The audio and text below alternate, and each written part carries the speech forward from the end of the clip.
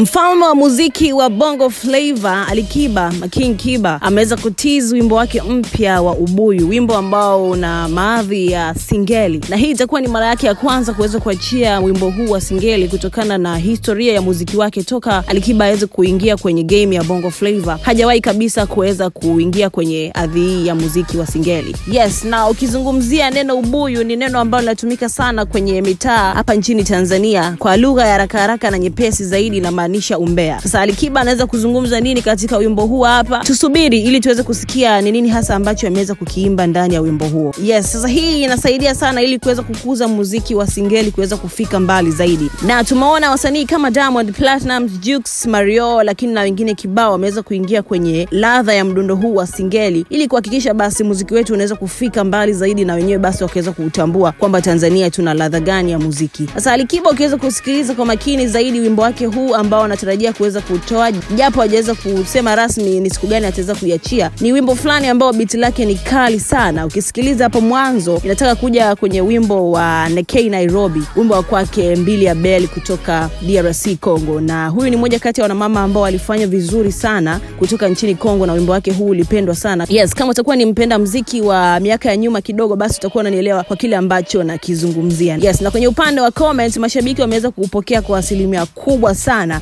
Pale kuna comment ya kwake Wazu, yeye aliweza kucomment King akaweka na emoji ya fire. Yes, lakini pia kuna huyu mwingine aliweza kucomment akaandika mpaka visigino viseme po, na mwingine akaweza kuandika muda wa visigino kuchimbua ardhi sasa, akaweka na emoji pale za kuashiria kwamba amenyoosha mikono singeli. Na sasa tutarajie kuweza kusikia aina hii mpya ya muziki kutoka kwake Alikiba kwa sababu ni mara yake ya kwanza kuingia kwenye ladha ya mdundo huu wa singeli. Yes, kama umeweza kusikiliza kipande hichi ambacho Alikiba ameweza kukiachia, drop your comment na maoni gani juu ya mdundo huu mpya kwa upande wa kwake Alikiba. Mimi naitwa Kathed, usisahau kusubscribe to our YouTube channel, click on the notification bell ili usiweze kupitwa na chochote kutoka kwetu. See you guys in the next one.